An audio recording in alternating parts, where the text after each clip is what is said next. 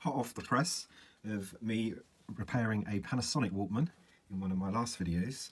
I am now looking at this. This is a Sony WM-EX674. Now, little backstory on this. I've probably owned this for around 10 years, and I got it kind of working when I first bought it. It was on the original bout. The bout was fine. I've got a little sticker in there now that says I possibly do need a bout, because obviously time's moved on.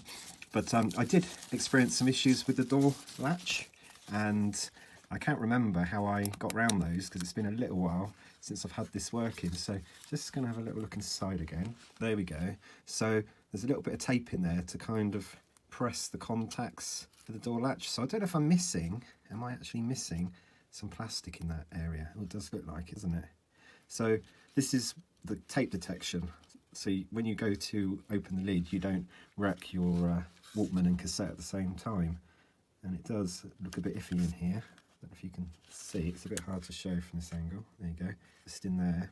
So I think I'm going to have to take this apart to have a look at it.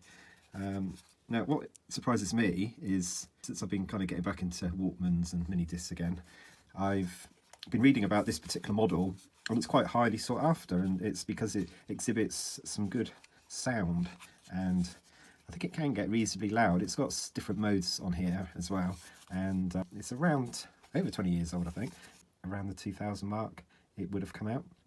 So it's the usual kind of suspect in that it will run on the gumstick battery, but equally it will take the battery holder with the AA battery in. Oh, that's a little bit stiff, but I was quite good the last time I used this. I didn't leave batteries in, although it does look a little bit iffy on there, as if it's got a little bit of corrosion. So this is probably one of Sony's smartest Walkmans from this era. Now, there was quite a few Walkmans around this time made by Sony that kind of shared the common insides, I would say, in terms of the structure and the kind of bouts and everything. So what they tended to do was kind of repackage a lot of these in different cases. But this one's nice because it's an all metal case on this, and apart from a little bit of battery leakage, which occurred actually before I got hold of this, it's not too bad a condition. I've seen a lot worse. So I'm going to get my gumstick battery in here first and see if it does anything. The gumstick batteries go in with the positive near the door. Let's slide that, try not to break it. It's making a whirring sound.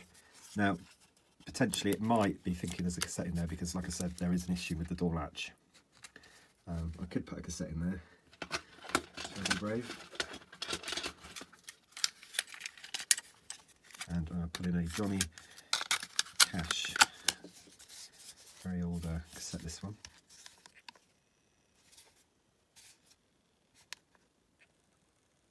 Okay, let's get the headphones in. Always good to at least hear if there's any crackling.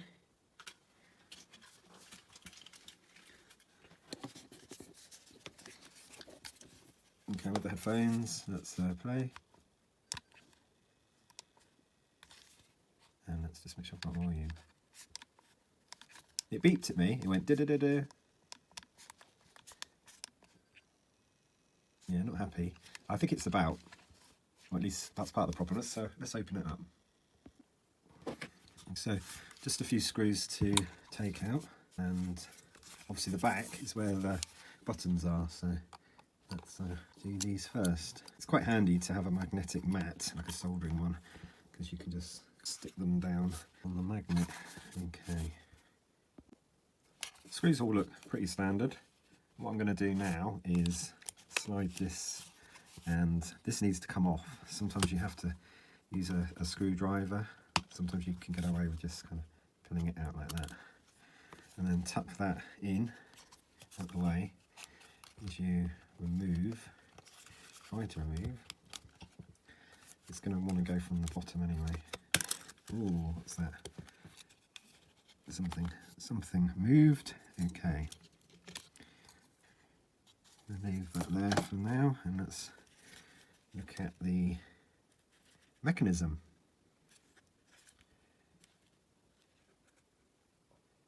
This looks reasonably straightforward. Nice and clean. It's actually got on here the model numbers of this board, so we've got a EX670, 672, 678, 600. Interestingly, this one's 674, so they just gave that on the other side, but in true kind of Sony style, they, yeah, it's a standard board used throughout. So I guess if you've got one of these other models and you've got maybe a decent one of these but not working or something wrong with it, then you could maybe swap the boards out. There's possibly a bit of desoldering to do with the PCB there. So this will be going to the head, cassette head. There's the interesting part, that's the remote and headphone, and a slider control volume there. I mean, it's quite incredible. These boards are very, very slimline. Quite interesting to have a look under there, really, wouldn't it? But I'm going to leave it in place just for this exercise anyway. And as you can see, the bout is not good. It's already come off the motor, and it needs to be threaded around like this. So one part goes like that and comes back around in between, around like that. So, all right, into the old bout bag next. I'm going to revisit my bag here. These are the bouts that I got from Web Spare Parts, and they are all different. They're all different sizes, but obviously there's probably a little bit of tolerance between some of the bouts, so you get away with some of the sizes and some of the kind of tensions on some of the Walkmans. But this is the, yeah, it's broken. That's the bout. Broken bout. I guess we need to roughly work out which one. So I'll just grab one. This one doesn't look too bad as one to try, and failing that, a slightly smaller one there. Let's put that over there for a minute. And then they get a little bit smaller, I think. So let's try this one. I'm just going to throw this bout away. Don't want that. So I suppose we're saying 20 years really. Well, maybe not quite 20 years for some of these bouts. They are thin, and this is where your thumbs get everywhere. I like the way these boards are designed.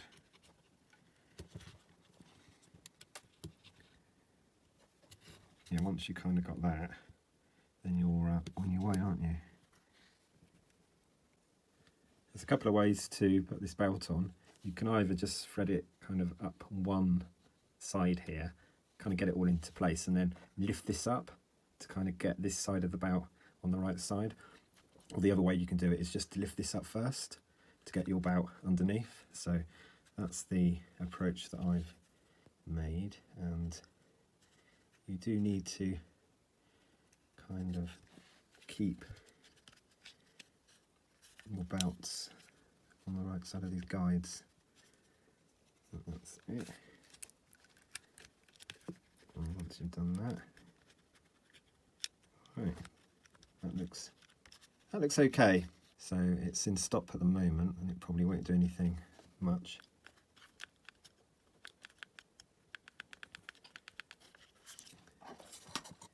There's a hold switch. That is off. Okay, let's start that check. Let's get the cassette back in.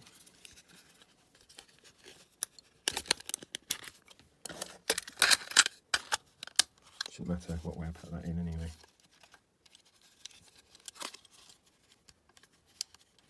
Okay, let's try playing. And that's it.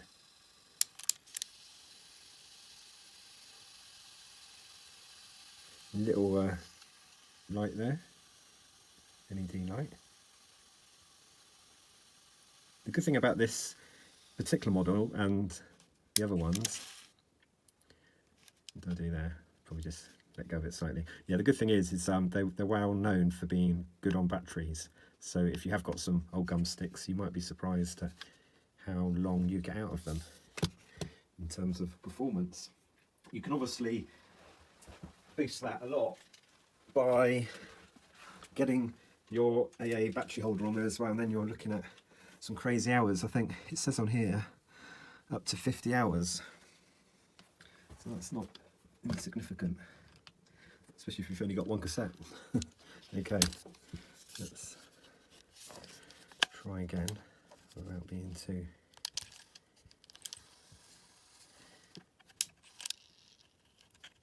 Okay.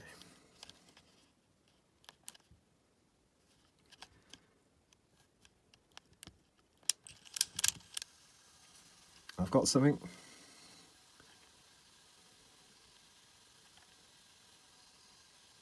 Yeah. Which I've got the end of the tape, so it's auto reverse. Got some very hefty Sony headphones on, not regular Walkman ones, so it will probably be quite loud.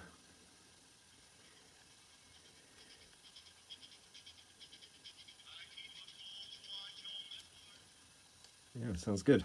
Good for an old tape. I think I'm kind of happy with that. I don't know if I should just maybe change the band and go a little bit tighter. I've actually gone a tad smaller on the bout. I'm going to try holding it that way around. I think that's actually better. And we can certainly do fast forward, can't we? So let's stop, and then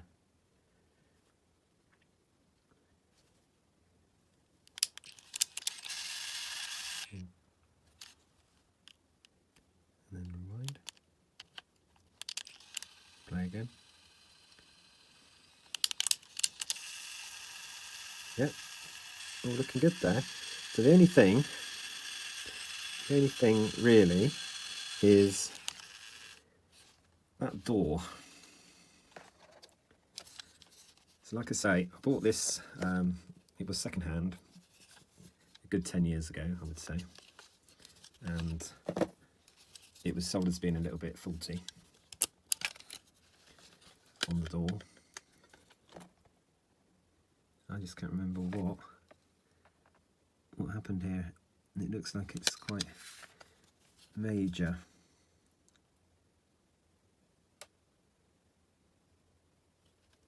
Well, I suppose I'll be happy if it just plays and works. I'll have to remember not to unload it while the tape's playing, you know, like basically open the door before I press stop, which normally is something that you just wouldn't do because it's not intuitive, is it, to open the door when the thing's running, but it depends who gets hold of it really, doesn't it? This little bit of plastic, closer inspection, it's actually to give this end a bit of support, so that just pops over where the motor is, like that, and just sits there.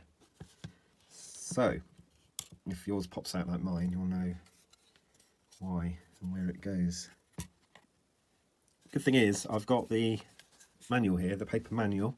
It actually does say Sony Corporation 2000, so that's when this light came out, and it does tell you how to adjust the sound modes, and it's all about holding down the function and then pressing the buttons. So I'm just going to go play.